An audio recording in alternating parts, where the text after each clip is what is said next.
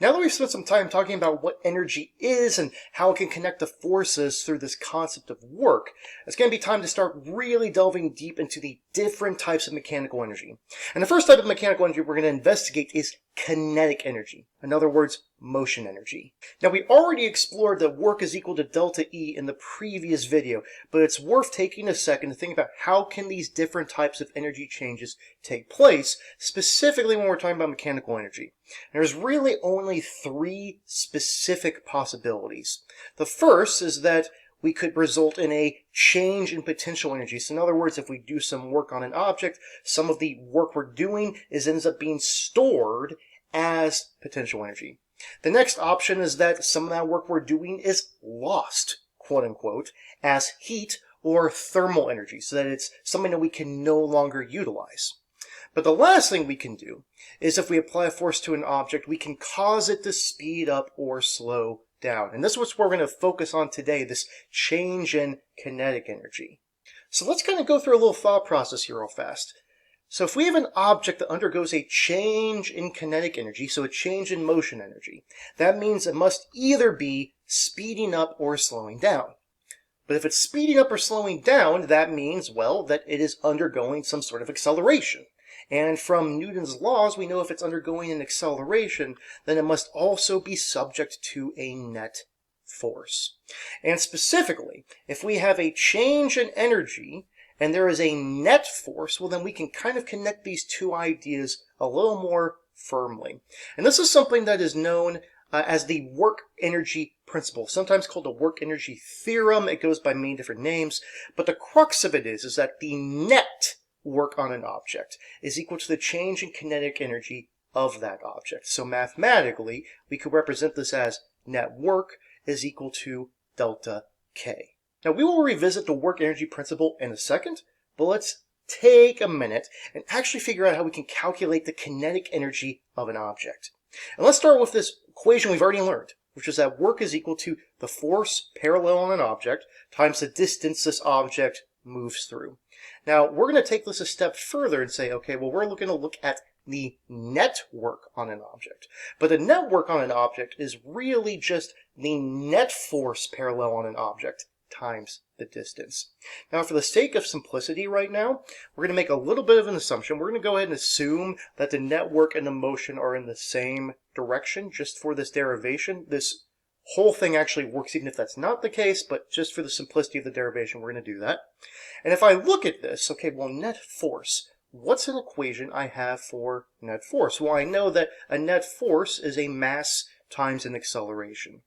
So we have MAD, and this part right here, acceleration times distance, might look a little familiar because we've seen something kind of like that before back in our kinematic equations. That we have v squared equals v naught squared plus 2a delta x. Now, if we're moving in a single direction, we're not turning around or anything like that, let's go and replace this delta x here with d. So now I'm going to rearrange it to solve for AD. So I'm going to move the v naught squared over to the other side. I'm going to divide both sides by 2. So now I have v squared minus v naught squared over 2 is equal to AD. But that means I can plug this equation into the one I've already written out here. So I can plug that in there. Now I have m v squared minus v naught squared over 2. And let's distribute that m out and also distribute the 1/2. So I have 1/2 m v squared minus v naught squared. Once again, let's go ahead and distribute it one more time. 1/2 mv squared minus 1/2 mv naught squared. But remember that this right here from the work energy principle is equal to delta K. And what we have here actually are K, the final kinetic energy of an object, and K naught, the initial kinetic energy of an object. So kinetic energy is quantified by this equation, 1/2 mv squared. So our equation for kinetic energy, which we abbreviate with AK, otherwise known as the motion energy that an object can possess, is K is equal to 1/2 mv squared, where K is the kinetic energy in joules, m is its mass in kilograms, and v is its velocity in meters per second. And something important to note here is that for the momentum equation, P is equal to mv, the mass and the velocity were pretty much on equal footing. However, we can see here, because the velocity is squared, the velocity of the object actually has more of an impact on the kinetic energy of an object than the mass does. Now let's talk about something though, which is that we just talked about delta K a second ago. And if we have delta K, your instinct might be, okay, well, at delta K, if I look at the equation, the mass isn't changing, but the velocity probably is, so I can write that as 1/2 m delta V squared, or 1/2 m V minus V naught squared. And you have to be very, very careful, because this is actually incorrect. And the reason why this is incorrect, because if I have V minus V naught squared here, it would end up essentially with a piece that would be like V squared minus 2V V naught plus V naught squared, and that is not what we want. So this is not correct. Instead, if you're calculating delta K, you have to really split it up into two pieces. And you have to either do 1/2 mv squared minus 1/2 m V naught squared, or 1/2 m times V squared minus V naught squared. You cannot pull that squared out of the parentheses. That's unfortunately just not how algebra works. Okay, so let's determine the kinetic energy of each object in the system as well as for the system as a whole. So we have 3 spheres here with different masses. They have different velocities. Go ahead and pause the video. Give this a shot on your own. I think you're fully capable of it. Come back. Let's double check to see how you did.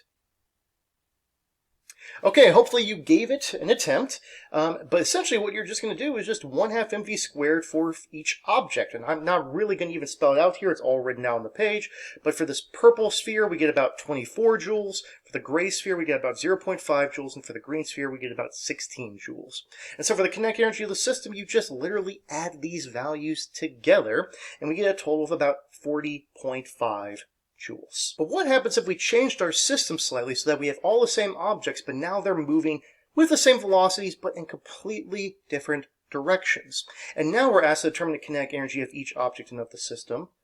Well, luckily for us, it's exactly the same, because energy is a scalar. It does not care about directions. This is in fact one of the reasons why energy is so useful, is that we don't have to worry about the direction of vectors, which makes these calculations way, way more simpler than some things we've done earlier this year. So let's return to this concept of the work energy principle, which we mentioned earlier, which is that the net work on an object is equal to the change in kinetic energy of that object. Now, quick note, why is it the net work? Well, that's because all of the other work is either being stored as potential energy, or it's being lost as thermal energy due to friction, for instance. So whatever we have left contributes to changing the motion energy of an object. And there's a few different ways this can occur. The first is that we can have a positive net work, so therefore a positive delta K. This would be when the net force is in the same direction as motion, so the object speeds up. If we have a negative net work and a negative delta K, well then the net force is opposite the direction of motion and the object will slow down. And lastly, if we have a net work or a delta K equals to 0, well, this could be no net force, it could be no motion, or it could be that the net force is perpendicular to the motion of the object, and that means that the object maintains a constant speed. So going back to, for instance, like a circular motion situation, because the centripetal force is perpendicular to the motion of the object will maintain constant circular motion, no change in speed. So let's see how we can utilize the work energy principle to help us solve a particular problem. So let's say we have a box with this FBD, normal force, gravitational force, push force, and a friction force, because we are pushing it to the right here. And if the box starts from rest, how fast is the box moving after being pushed 2 meters? Now I want to quickly note, you could solve this from everything we've learned last semester. You could look at the forces, you could figure out the acceleration, you could use kinematic equations. You can go about it that way. This is another way to approach this problem, and in many ways it will be a simpler strategy.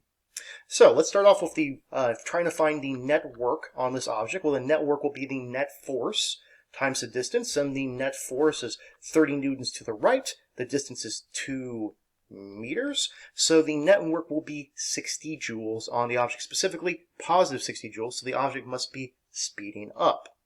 Now, if we go a step further with this, we say, okay, well, this net work is equal to delta K, which is equal to 1/2 mv squared minus 1/2 mv naught squared. And just a note, we start from rest. So the initial kinetic energy is 0. So now we are just left with 60 joules equals 1/2 3 kilograms times v squared. We solve for v, so I'm just going to manipulate this equation. I'm going to multiply by 2, divide by 3, take the square root, and we get a velocity of 6.3 meters per second. So that would be the velocity it's moving after that many meters. Now, a couple quick notes. As I mentioned, you could have solved this using strategies we did previously. This is just another way of doing it. The other point I want to mention is, well, why did we do the net work here? Why didn't we just do work? Well, keep in mind that this 30 newtons basically is helping to contribute to a loss of energy as heat. So what is not lost as heat, the object gains as kinetic energy. Now let's take a second to talk about one last thing that kinetic energy comes up a lot with, which was this idea of collisions. So keep in mind, we learned in the last unit on linear momentum, when we were looking at like a problem with, like, for instance, airbags or crumple zones in cars, that we could approach many of these issues with the impulse momentum theorem, that delta P equals F delta T.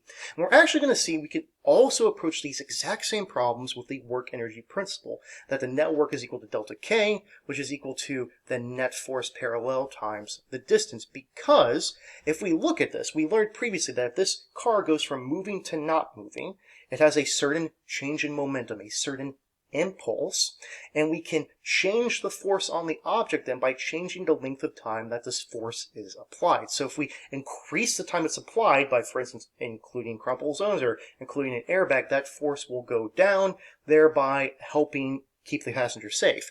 Well, we can do the same thing from the work energy principle perspective. If this car is moving and then not moving, it's undergone a certain change in kinetic energy. But this change in kinetic energy is equal to the net work. And so if we want to decrease the force on the object, we need to increase the distance that this force is applied. And so, for instance, by having an airbag is going to allow more compression. Crumple zone's going to allow more compression compared to if you hit your head on the steering wheel, or if the car didn't bend at all. That distance that's applied increases in exactly the same way that the delta T for impulse increases. And lastly, one final connection that we actually talked a bit about last time is that we can look at graphs of F versus D, just like we looked at graphs of F versus T. And in F versus T graph, the area under the graph was the impulse, delta P, and in F versus T graph, the area under the graph is the work. Very, very similar application here. Additionally, in the last unit, we looked at types of collisions. And remember, we said there were 4 main categories. You have explosions, which it takes one object breaking up into multiple objects. And the other one that was very easy to identify was the perfectly inelastic collision, where you have multiple objects merging into one object because they stick together. But notice, for elastic, inelastic, and perfectly inelastic, there was this really important point that for elastic collisions, the kinetic energy of the system is conserved. For inelastic collisions, the kinetic energy of the system is lost, or I should really say, some of the kinetic energy of the system is lost, and therefore kinetic energy is not conserved. And for a perfectly inelastic collision, lots of kinetic energy is lost. Now, before we go into this anymore, really important point you need to remember, recall all of these, momentum is conserved as long as it is a closed system. It's a super common mistake. Momentum is always conserved in these as long as it's closed, but the kinetic energy will not be. So let's look at a quick example of this. This was actually an example we saw in the previous unit. That I've got a blue block and a red block. The blue block is going towards it, hits the red block speeds up, the blue block slows down. And the question is this an elastic, inelastic, perfectly inelastic explosion? What is it? Well, we know for a fact it's not an explosion or a perfectly inelastic collision because we have 2 objects and we end up with 2 objects. So the question just comes down to, is it elastic or inelastic? Last unit, we talked about how we can identify this by looking at the magnitude of the relative velocity. Totally appropriate way to go. But another way is by looking at, well, what is the kinetic energy of the system before the collision and after the collision? And if it's conserved, well, then this would be elastic. So I go ahead and calculate the kinetic energy of the system before the collision just by doing 1/2 mv squared for object 1, the blue one, and object 2, the red one, and we get a total of 31.7 joules. And I do the kinetic energy of the system after the collision with, once again, the blue object and the red object, and once again we get 31.7 joules, which tells us that this is in fact an elastic collision because the kinetic energy of the system does not change. This is a totally acceptable way to do it. In fact, I would say some students prefer this way because it's less likely to make a mistake if we go through this method. It does take longer, but you're less likely to mess up. Okay, so this concludes our lesson on the first type of mechanical energy that we're investigating, kinetic energy. Can we calculate the kinetic energy of an object or a system? Keeping in mind that equation is K is equal to 1/2 mv squared. Can we utilize the work energy principle in various scenarios? That the net work on an object is equal to the change in kinetic energy of that object. And we already looked at some examples. We will see some more that are a little more complicated later on. And additionally, can we identify collisions as elastic or inelastic by just checking the kinetic energy of the system before the collision and after the collision? If they match up, elastic. If they don't match up, inelastic.